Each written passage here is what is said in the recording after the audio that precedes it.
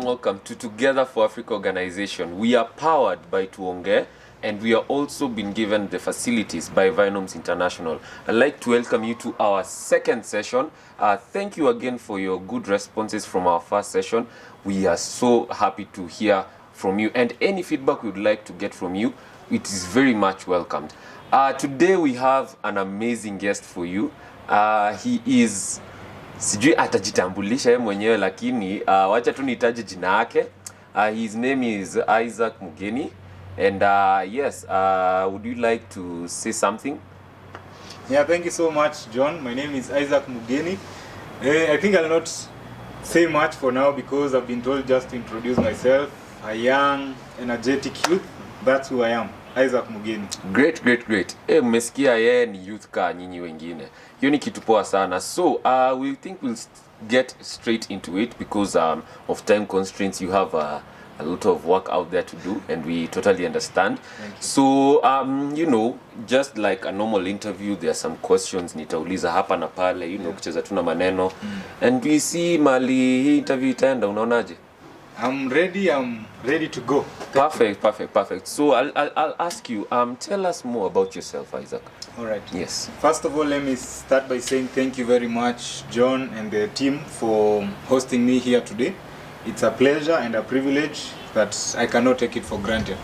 So, with the question, who I am, my name, just as I had said earlier, my name is Isaac Mugeni, a young youth who is an entrepreneur, a leader. I thank God for the skills that He has given me, plus also a God-fearing young man. So that's the brief introduction I could give about myself, which I know more will come as we move along the way. Great. So nimesikia kuna vitu ulianzisha hapa na pale as a youth, which can help other youth out there. You apatie knowledge, you know, and be impactful to them. So I hear that you started Together for Africa organization. Sorry for those ones who had not tuned in last week. Together for Africa is also powering this video. That is why sasa ndio we've seen it fit kuingisha hapa. So he's one of the great minds behind Together for Africa. So Sas, tell us more about Together for Africa. Thank you very much, John. Together for Africa is a youth-led organization, which I know most of us by now already have tried to research a bit about it, and I'm so happy for what you're doing, and we are happy for the support that you're giving us, which we do not take it for granted. So I myself, I'm the leading chairman. I'm the leader of Together for Africa, leading as the chairman, leading a very impactful and a very brilliant youths, a team that has enabled us to be where we are today. I cannot say we've achieved much, I cannot say we've not achieved any, I can say we are moving at God's speed.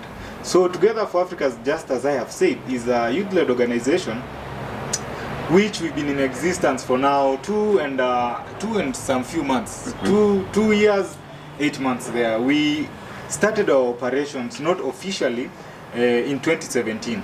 Then officially when we got our certificate and we were able to be registered as a non-governmental organization in Kenya, that was in 2018.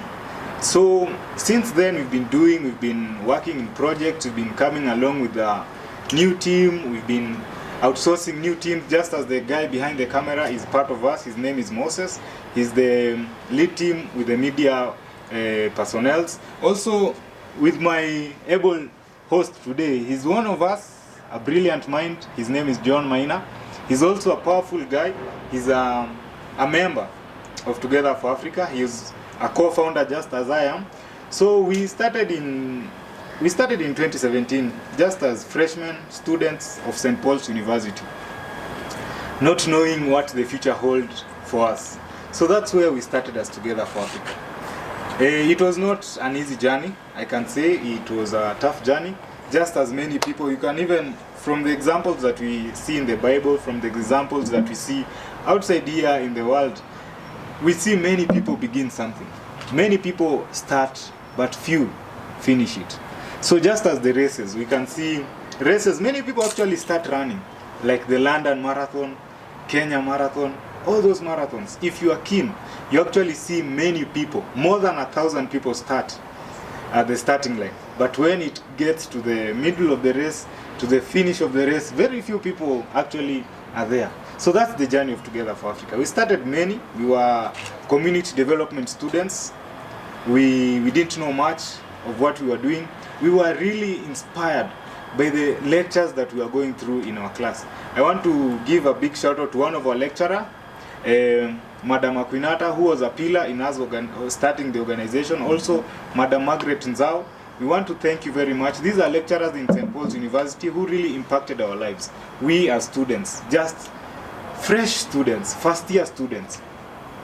So we initially, before even the idea came for us beginning an organization, we started as a saving culture with my very able host here, who was our treasurer. We were going through a season in our life. We had just cleared Form 4. So we were wondering, how will we survive in Nairobi City? The sun, I think when we joined university, that was the season where it was very hot, because the sun was scorching hot every day. Yes, exactly. It was very hot. So we used to get, after our afternoon classes, before the lunch hour classes, we used to be very hungry. Just as the normal life of any student in university, definitely concentrating, you get a lot of hunger, you get hungry, you want to eat more. So we started and we asked ourselves, how will we survive? Not all of us can actually afford food in this town, in Nairobi City. Not all of us could even afford the water, 30 shillings in Naiva supermarket, which is just along our university. We decided, let's start something noble. Why don't we be saving each person out of our class of, we were 20 something? About 25. Yeah. 25 youths, 25 students. Why don't we each student save just 20 shillings so as we can cater for everyone, at least we get a portion of something to bite at the end of the day.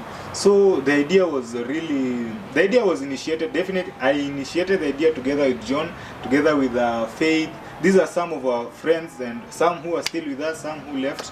With Sulfurious, we cannot fail to mention him. It's even a friend of ours who's called Zach.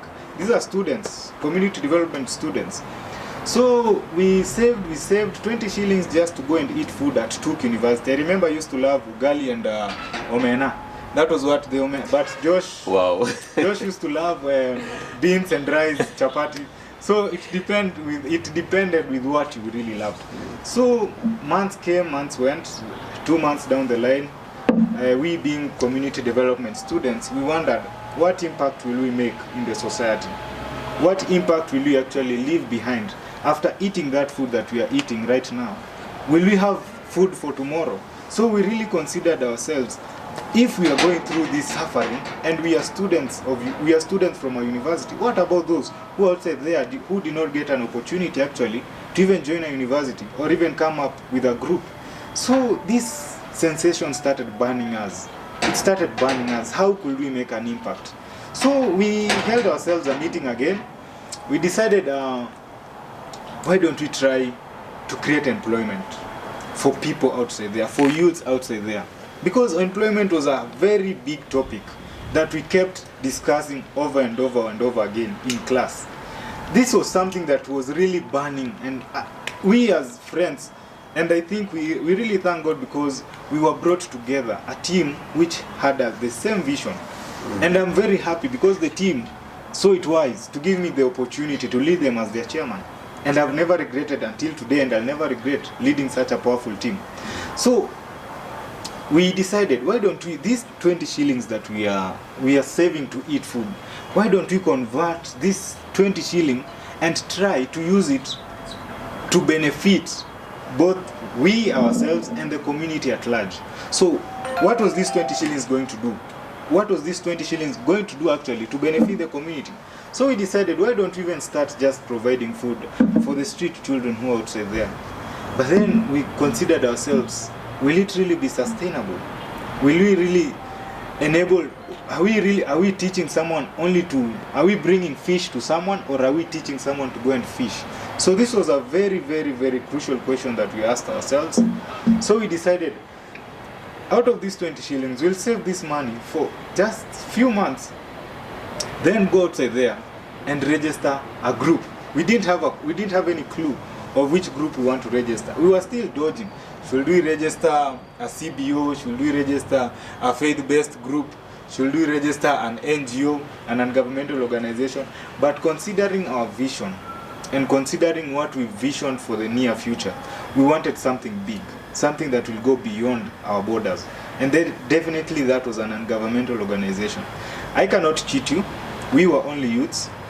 It really pushed us to the limit financially, but we did it. We contributed money. We increased our contribution from 20 shillings, just 20 shillings, to 50 shillings, until we reached the mark to register an organization. It's not cheap, it's tiresome, but we did it. Eventually we did it. Sorry for that. That was because we had the consistency. So we registered our organization and decided to actually now run it. You can imagine just students, friends who have come and now decided to register an organization. These are people who have never been employed. Yeah. These are people who actually don't have even the skills to run an organization. It was a tough call, my friends. It was really a tough call. So we had to go beyond. We had to look for people to actually advise us, to look for people who will actually give us a sense of direction of how we are going to run this organization.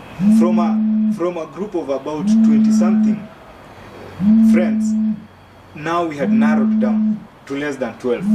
You can imagine that was a journey. What made us actually narrow from 20-something to actually 15?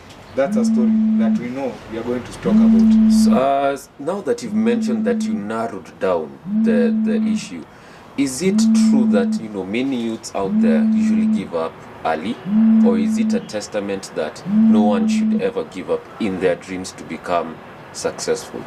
Thank you, John. It's unfortunate that many youths actually outside there begin things, but they never get to actually run for long. This is a very painful thing, as I say, because some of these youths have ideas. Ideas are there. Because even our organization Together for Africa started as just a simple idea, but the people who are supposed to run with it, if they are not patient enough, that's the thing that affects most of us as youths. Patience. Because the moment I hear many people call us the instant generation, the microwave generation, we want things instantly. Maybe out of these talks that people say, some of which maybe might be true, because most of us youths outside there want things yani tunataka vitu papo kwa hapo, which is it is impossible. Ni ngumu sana. Hata sasa ukitaka bibi, let's start from there. As per now, I cannot really go into details about bibi because sijaoa bado. Yes. But then ukitaka bibi, you have to go through a process. Research about her, try to get to know about her. That's the general fundamentals of life. So it is unfortunate because many youth start things outside there. They start football clubs. Like our last show, we hosted a guest, our friend Mark, who has an organization called Nairobi Sevens. It was a process. They start football clubs, they start CBOs. But then, because of lack of patience, people just want to make money instantly. And some people who have diverted their personal interest into things that they are more focused into finances than making an impact or growing and sustaining something. Those are things that really, I can say, John, these are things that have really costed failure to ideas that youths have started. Yeah. So that point he has said is very important. Sisi kama youth tusitake vitu instantly. Everything has a process and a time. So hiyo ni encouragement amewapatia nyinyi youth. Msiwahi give up. Ukiamua kuanzisha football team, ngangana nayo banze. Itafika wakati itakuwa kama Man U. Just to give an example, many things can be started and be made successful. It only requires patience. And now that we are on patience,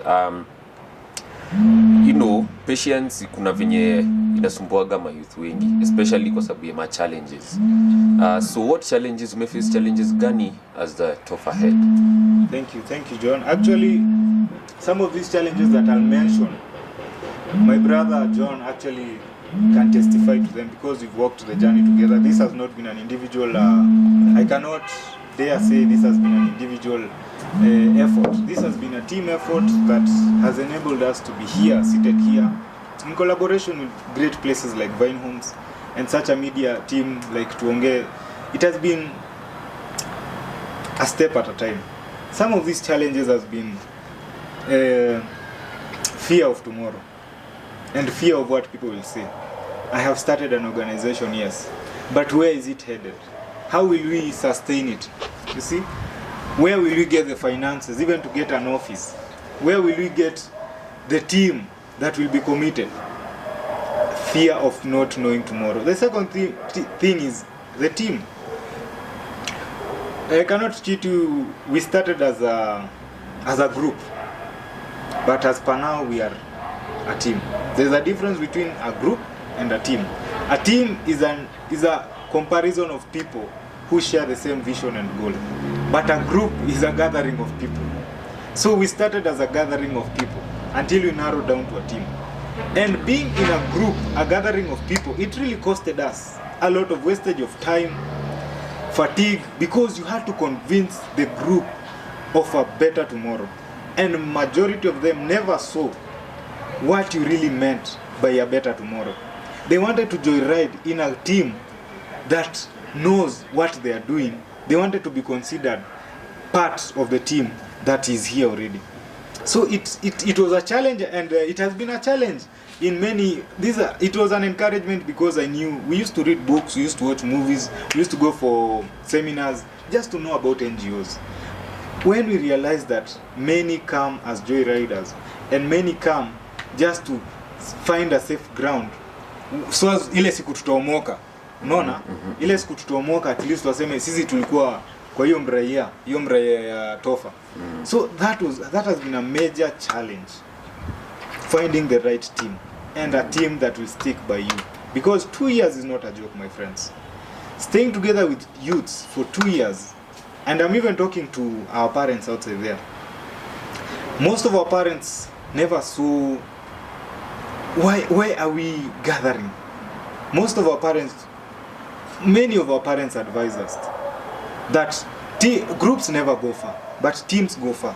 So our parents knew, our friends knew, and they kept encouraging us, which we are so grateful. Until this day, we are grateful because they showed us the way. So youths, majama uko nje, we go through a lot of challenges, but then ni poa sometimes kusikiza hizi advice tunapigwa, kwa sababu hizi advice by the way, hao wasi wamekuwa hapa, wameishi, wamecheki, wameona tukienda njia hawa majamaa watadunda. So hiyo ni kitu imekuwa ikini encourage sana. Na challenge nyingine enye imeishi kukua ni facilitation. What namaanisha nini through facilitation? Ni manze, mnataka kuchapa project moja kama Madhare, na hiyo project inahitaji kama 70k, na mkiangalia mbele nyuma mko na 7k. So you can imagine mtatoa pio pesa. Instead of focusing on how the project will run, you are now focusing on how to get the money. Wase wengi waamini vitu zinaanza. Tukua 1 year older, not many people believed in our dream. That was a major challenge. Not many people believed in where we are headed. But as time went by, we proved ourselves that we belonged to our vision. We belonged, and we were integrated with our vision. So guys, people might not believe up on what you are starting today. I'm talking to you youth who is outside there. The youth that thinks that you've started like a small NGO or a small CBO or a small faith-based group, and you think it will never work because of what the perception and the mentality of the society. Do not align yourself with that. Believe in God, believe in those who believe in you, and get the right team. That is a challenge that we can't escape, but you can work your way around it. So people never believed in us, John, and John can testify. His friends, his family, maybe extended family from there, maybe neighbors, maybe they might not say to you directly, but their actions speak louder than their words. So people not believing in us was a great challenge. We had to show and prove ourselves worthy of the name Together for Africa. I can say those are some of the challenges. I know there are many, but then due to, it's an interview, guys, we have to also look at time. Great thing there umesema. Na nime notice manzi, hata mimi mwenyewe ninakuanga na those kind of challenges. No, let alone Tofa, even personal things like starting a business, I usually face those kind of challenges. But now that you've mentioned it, enyewe inahitaji mtu anajua first of all process, kuwa na goal in mind na never giving up. And that is one thing that personally mimi nimechukua kutoka hapo. So again, you've just mentioned that kuna ma challenges ulipitia, but with challenges comes great achievements. Yeah. So what have you, as the Tofa head, what have you been able to make Tofa achieve so far? All right, thank you very much, John. We've been able to achieve a couple of things. We've been able even to partner with several organizations. We've been able to partner with several business companies that we've been able even to work with them in some other ventures. So some of our achievements, we've been able to make impact in schools that we partner with. We can state a school in Kangemi that is Young Angels. Thank you very much to Madam Director. We used to do our trainings there. So we used to train the kids there on leadership qualities. We can also,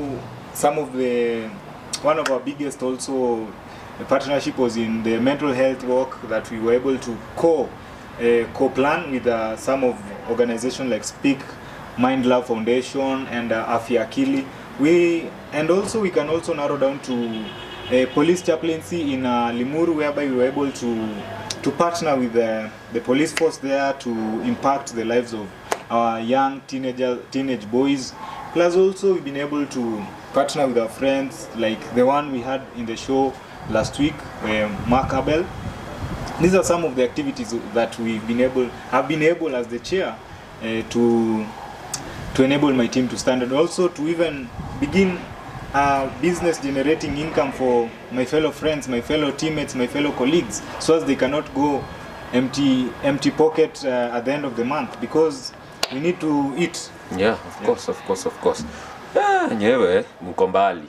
Yeah. Mko mbali sana, and those are some great insights. So just a reminder, a challenge brings an achievement at the end of the day. Barabara inaweza kosa kuwa smooth, but at the end of it all utakuta kitu mzuri. So usiwai give up on that. I'll keep on repeating about giving up, because many youth out there give up very easily, hawatakangi kufuata the process. But just like you've mentioned, enyewe kukosa kuwa give up it brings fruits at the end of the road. So our next question is sasa tumeongelea challenges, achievements. Now the next thing is plans zako za future as the head of Tofa ni gani? Yeah. Some of as the leader of Together for Africa, the things that I vision for my team is we need to get external partnership. That's what I plan for. I'm also planning to lead the team to making more impact through the projects that we are going to run. So we are really visioning a lot of things in the near future, great partnership, great projects, and a lot of impact in line with leadership. Yeah. Wow. So those are some great insights from you. Sorry we have to cut the video short, because of time constraints. But thank you for gracing us with your presence today. We've learned a lot from you as a youth, first of all, and even as the head of an entire organization. So kindly give us some closing remarks. As my closing remark is, let's remember that no dream is too small, no dream is too big that it cannot be accomplished, and no one is too rich that they cannot be helped, and no one is too poor that they cannot help. So we stood in the gap. We want to make an impact in whatever area we can. So, and also I want to thank St. Paul's University for bringing out people like us. That university has impacted. By the easy at tunapiga advert ama nini, but it's a fact and a reality.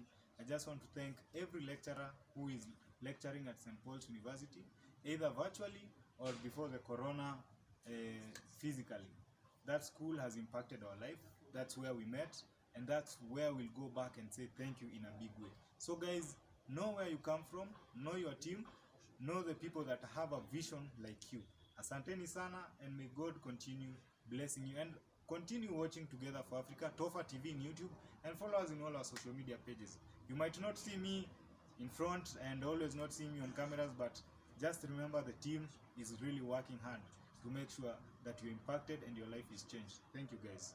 Wow, thank you very much for the great insights. Again, I'd like to thank Tuonge for powering this interview for us, and again for Vinoms for lending us premises whereby we can shoot our videos. Till next time, guys. Baraka. Thank you.